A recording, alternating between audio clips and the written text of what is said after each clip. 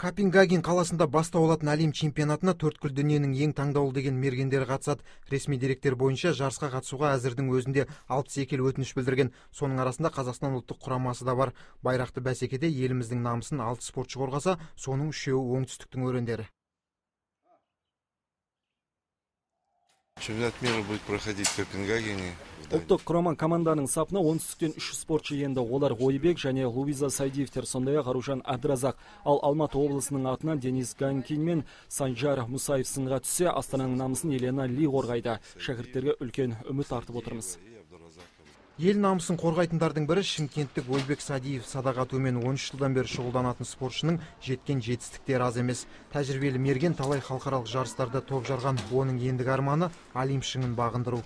13 жылдан бері шұғылданатын спортшының жеткен жетістіктері аз емес. Тәжірибелі мерген талай халықаралық жарыстарда топ жарған. Оның ендігі арманы Олимп шыңын бағындыру.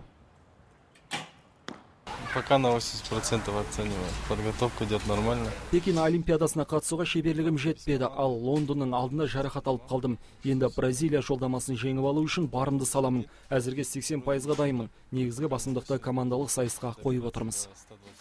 Шілденің 24-не Копенгагенде жалауы көтерілетін әлем чемпионатында олимпиада жолдамалары сарапқа салынады.